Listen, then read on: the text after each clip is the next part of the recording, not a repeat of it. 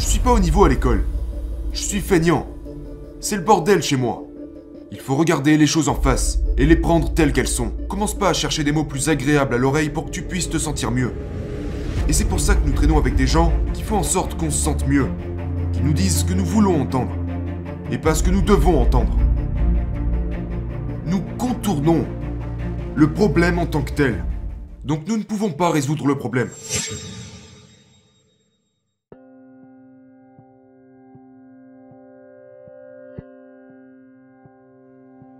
Donc ce qui s'est passé dans ma vie, c'est que j'ai commencé à avoir ce que j'appelle ce sac à dos.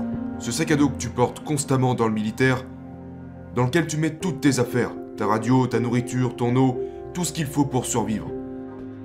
Appelons ça un sac à dos. Quand nous grandissons, nous avons tous un sac à dos. Pour la plupart d'entre nous, il est vide. Tu sais, et ce que nous y mettons, c'est toutes les conneries que nous traversons dans la vie. C'est ce qu'il y a dans le sac à dos des civils, et nous le portons constamment avec nous. Donc ce qu'on doit commencer à faire, c'est réaliser que, peu importe où j'en suis dans la vie, je me faisais constamment traiter de nègre. Mon père m'a maltraité, j'avais des troubles d'apprentissage, des problèmes de bégaiement, j'avais peur de tout, aucune confiance en moi-même, tellement de problèmes en même temps. J'arrêtais pas de mentir, pour me faire accepter. Tellement de choses, dans mon sac. Personne ne serait venu pour m'aider. Donc, ça commence par ce reflet dans le miroir. Tu dois réaliser que tu es seul. Et peu importe les choses dans lesquelles tu crois, je me fous de ce en quoi tu crois. Mais sur cette terre, la réalité c'est que tu te balades en solitaire. Et ce voyage commence par se regarder en face dans le miroir. Se regarder en face et se dire « Hey, toutes ces choses de mon passé qui remontent à la surface, je dois leur faire face. Je dois posséder toutes ces choses que les autres m'ont infligées. Elles m'appartiennent. Je dois m'en charger. Vous devez prendre toutes ces choses que les gens vous ont fait et les régler par vous-même. Et ça n'a aucun sens. Ce n'est pas juste. Je sais. Mais si vous ne réglez pas ces choses par vous-même, si vous pensez genre « Mon père a fait ceci, ma mère a fait cela, tous ces gens qui me harcelaient », vous ne vous en sortirez jamais. Vous devez trouver des moyens de les surpasser. Parce que c'est du passé. Et ça commence par ce miroir de responsabilité.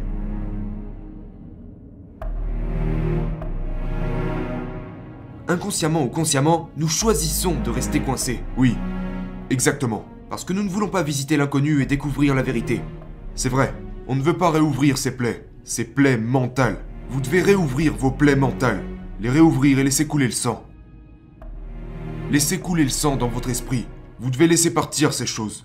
Toute cette substance toxique qui est renfermée doit être évacuée. Et comme tu l'as dit, on se l'inflige par nous-mêmes. Oui, les gens peuvent t'aider, mais pas le faire à ta place. C'est une vérité douloureuse. C'est une vérité douloureuse. C'est douloureux. Et c'est pour ça qu'on doit constamment réécrire notre livre. Nous devons constamment réécrire notre livre. Tu vois, et ce ne sont pas que des mots. Vous devez le vivre. Ayez cette conversation avec vous-même. Et je le dis partout où je vais. La conversation la plus importante que vous pourrez avoir est celle que vous aurez avec vous-même. Vous vivez avec, chaque jour de votre vie. Mais pour la plupart d'entre nous, notre dialogue interne n'est pas bon. Ce dialogue interne ne nous pousse pas là où nous devons aller. Au lieu de ça, il vous fait asseoir dans cet environnement toxique que vous avez créé, que les gens vous ont aidé à créer. Et vous vivez là, vous vivez dans cette merde. Ce dialogue interne vous fait tourner en rond, et ça devient une partie de vous-même.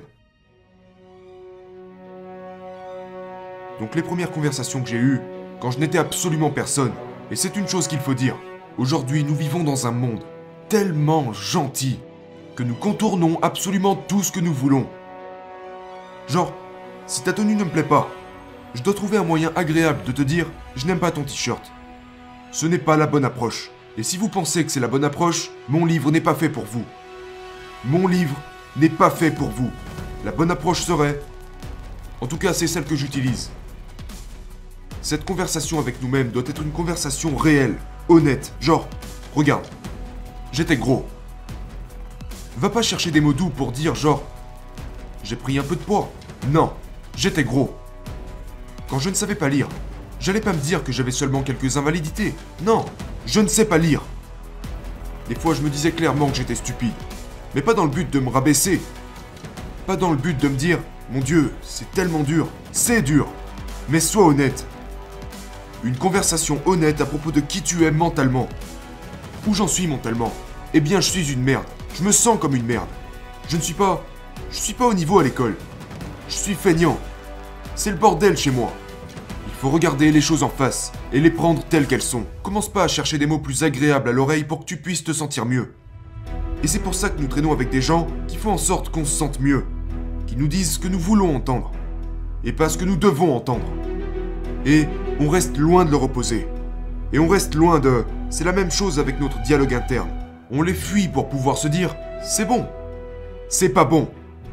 Donc c'est là que ça commence. Ça commence avec la responsabilité de se dire « ce n'est pas bon ». Ça ne peut plus durer. Et jugez-vous exactement pour ce que vous êtes. Et trouvez exactement ce que vous devez faire pour y remédier. Rien ne se résout autrement. Rien. Et si on regarde l'Amérique aujourd'hui, rien ne se règle. Parce qu'il y a tellement de racisme, il y a tellement de choses, et ce n'est que l'une d'entre elles. On ne peut plus parler de rien. Nous évitons toutes ces conversations parce que si je dis ça, je veux offenser un noir, un blanc, un juif, un gay, une lesbienne. Nous contournons le problème en tant que tel. Donc nous ne pouvons pas résoudre le problème. Tout le monde est comme, si je dis ça à la télé, je vais perdre mon travail. Nous devons le dire. Nous devons briser les barrières dans notre esprit. Et dans le monde. Et ça commence par soi-même. Ça commence par toi-même. Tu dois briser ces barrières en toi et passer en force. Découvre qui tu es.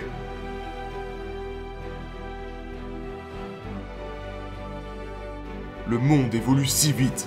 Le monde est si bruyant. Donc ma conversation en ce moment consiste à me rappeler que, mon Dieu, ralentis.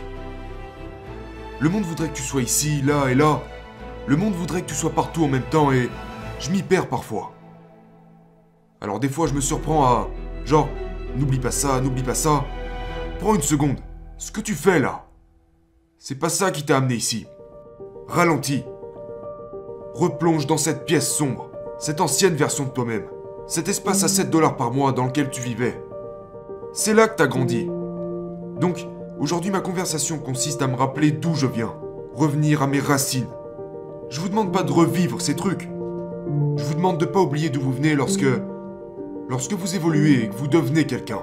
Mon dialogue interne me permet de me recentrer sur « N'oublie pas tes racines ». Ne laissez pas cela devenir si grand que vous vous perdez dans le bruit du monde. Retrouvez le calme. Retrouvez l'attitude qui vous a mené au succès.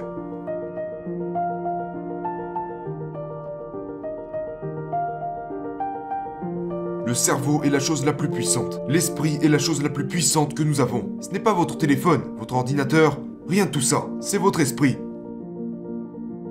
Puiser dans son esprit, c'est comme planter une graine. Une graine qui se propagera et qui donnera naissance à un immense jardin. Mais les gens ne comprennent pas ça. Tout est là.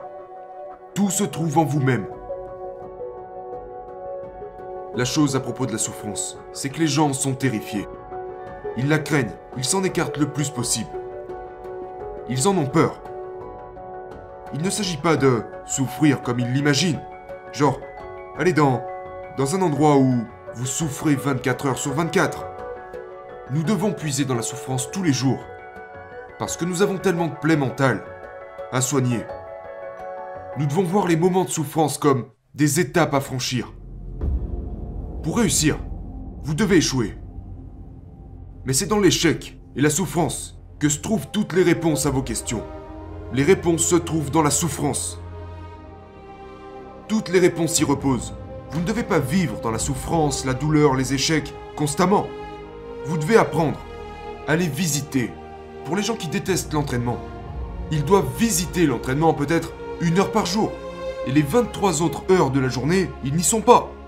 Mais s'ils veulent être en forme, ils doivent visiter la souffrance, visiter l'entraînement 1 heure par jour. Visiter la souffrance 1 heure par jour. Visitez vos échecs passés 1 heure par jour. Et c'est en visitant la souffrance que vous trouverez les réponses. Elles sont toutes là, dans la souffrance. Alors allez-y. C'est ce que j'appelle l'autopsie en direct. Pour savoir de quoi quelqu'un est mort, on a attendu qu'il le soit. Moi je parle de faire l'inverse. Comment peux-tu vivre et le faire pendant que tu es en vie? Retournez dans votre esprit, faites-le maintenant, pendant que vous êtes en vie. N'attendez pas de mourir pour comprendre de quoi vous êtes mort. Faites-le pendant que vous êtes en vie. Rentrez là-dedans, trouvez la souffrance, trouvez la douleur et posez-vous la question, pourquoi est-ce que je suis si mauvais? Pourquoi est-ce que j'ai peur de ça? Pourquoi suis-je paralysé comme ça? Je vous garantis que vous trouverez les réponses à vos questions en allant dans les recoins de votre cerveau. En allant chercher toutes ces plaies du passé. Vous trouverez pourquoi vous êtes si craintif.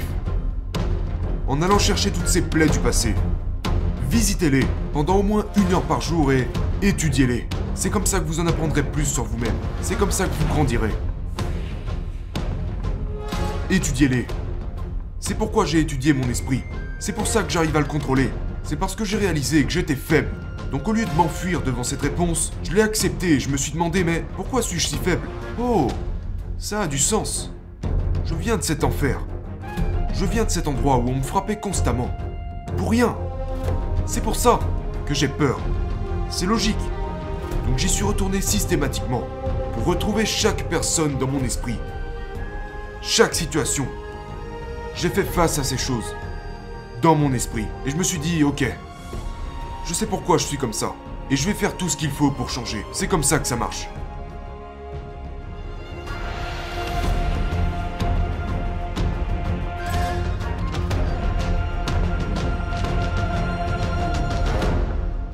Ton esprit choisira toujours le chemin avec le moins de résistance. Ton esprit aura toujours l'avantage sur toi. Parce qu'il sait de quoi t'as peur. Il connaît tes peurs, toutes tes insécurités. Et il t'en écarte. C'est ça la règle des 40%. Vous savez que vous êtes à 40% quand votre esprit commence à prendre le contrôle sur vous. Il le sait. Et il t'éloigne de tout ça. C'est lui qui te dit, ne saute pas d'un avion. Ne va pas dans l'océan là où il y a des requins. C'est un mécanisme de protection. Ne repense pas à ces moments où ton père te battait. N'y retourne pas. L'esprit nous protège. Mais il nous protège tellement qu'il nous empêche d'évoluer. Donc le cerveau est une chose incroyable. Mais il vous contrôle. Vous devez le contrôler. Vous devez prendre le contrôle de votre propre esprit. Sinon il fera en sorte de vous guider tout droit au confort. Tout droit nulle part.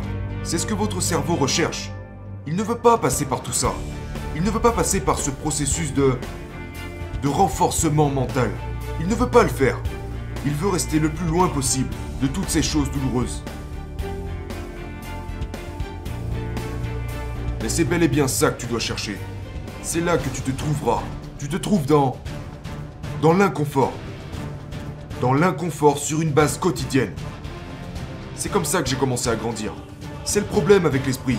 Parce qu'il voudrait que tu ailles dans cette jolie pièce à 22 degrés, que tu sois parfaitement à l'aise, allongé pendant qu'on te fait un massage. C'est là qu'il voudrait que tu sois. Il ne veut pas que tu ailles dans la semaine de l'enfer. La semaine de l'enfer. Je suis passé par 3 semaines de l'enfer. Et j'en ai terminé 2. En 1 an. Personne n'a jamais fait ça de toute l'histoire. Il y a des gens qui ont traversé quelques semaines de l'enfer. Mais genre, en 5 ans, 6 ans, 7 ans, 8 ans... J'ai été dans 3 semaines de l'enfer en 1 an. Donc la semaine de l'enfer est une épreuve de 130 heures.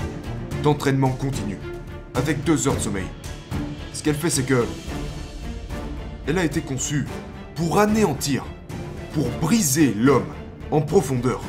Je parlais du superficiel. De comment surpasser le superficiel. Si vous vous arrêtez au niveau superficiel, vous ne terminerez jamais la semaine de l'enfer.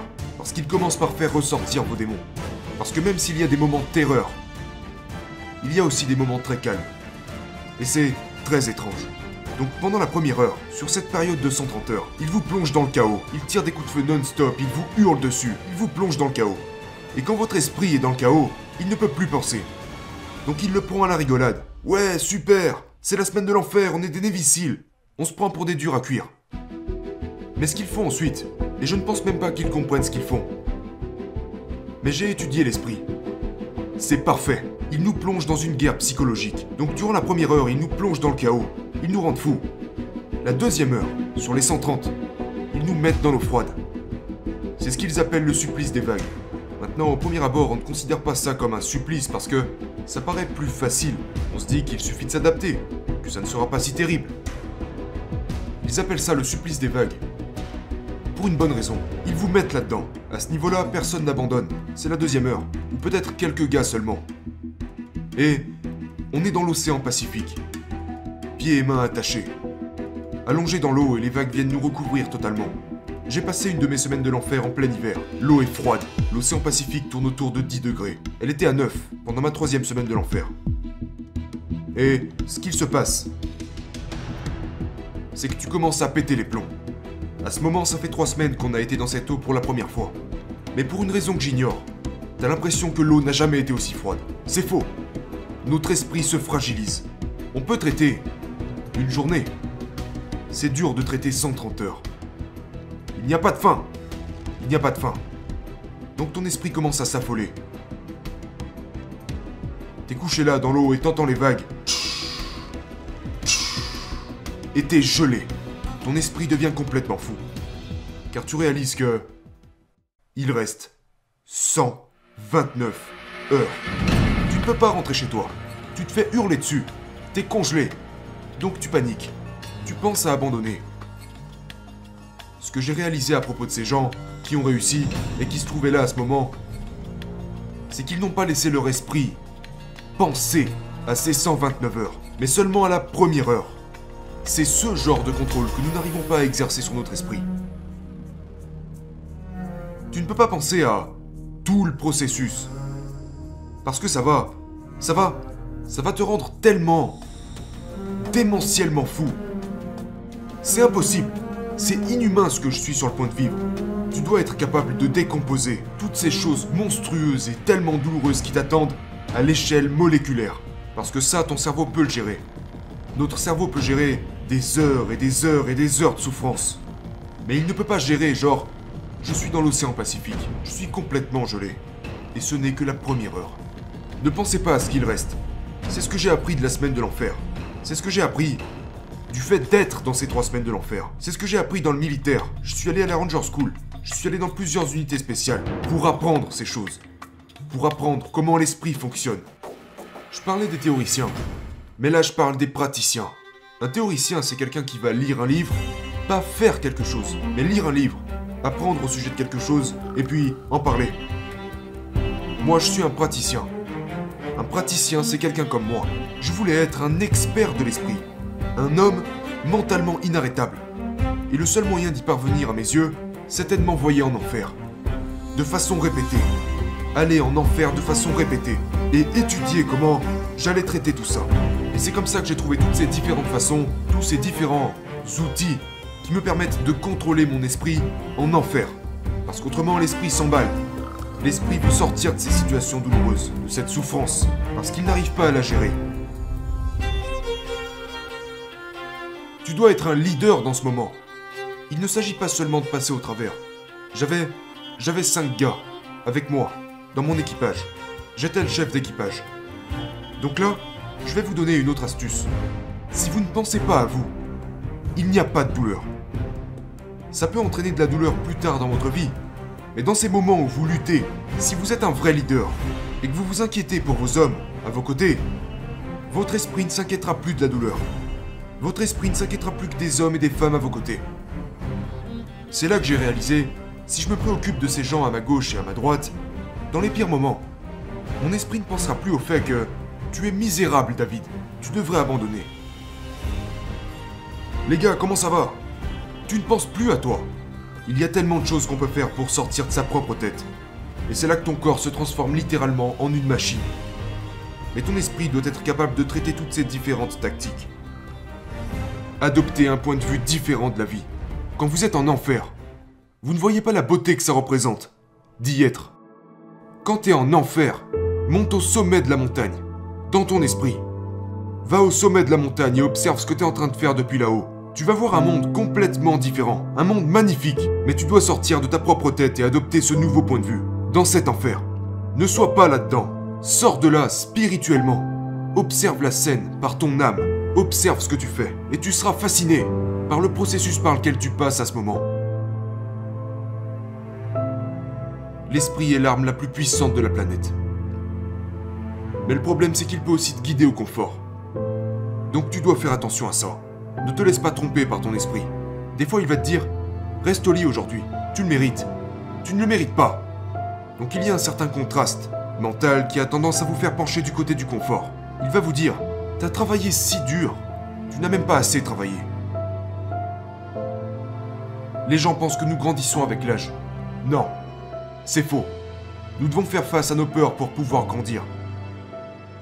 Ce qui est drôle à propos de ça, c'est qu'à l'autre bout de la souffrance, j'appelle ça la souffrance, appelez-le comme vous le voulez, se trouve un monde que beaucoup de gens n'ont jamais visité. Parce qu'il faut aller au cœur de la souffrance pour le visiter. Nous voulons rester ici, à cette place confortable. Une fois que tu t'es poussé en ces lieux extrêmes, c'est comme un tout nouvel univers. En fait, ça a toujours été là. Mais pour le trouver, tu dois traverser toute cette merde et cette montagne de souffrance et réaliser, mon Dieu, mais derrière toute cette merde, il y a un univers complètement différent, dans mon esprit. Quel est le meilleur conseil que tu as reçu? Je n'ai jamais reçu de conseil. C'est ce que les gens doivent comprendre. En grandissant, je n'ai jamais reçu le moindre conseil. Ma famille connaissait un tel tourment que les meilleurs conseils que j'ai pu recevoir venaient tous de moi-même. C'est pour ça que j'ai dû m'étudier constamment. Et c'est une bonne chose car en réalité tout ce dont vous avez besoin est en vous-même. Donc c'est comme ça que j'ai appris et grandi. J'ai été béni de ne jamais avoir été aidé. C'est comme ça que j'ai commencé ma vie. J'ai regardé ma vie de sorte à ce que j'ai réussi à trouver tellement de force dans la négativité.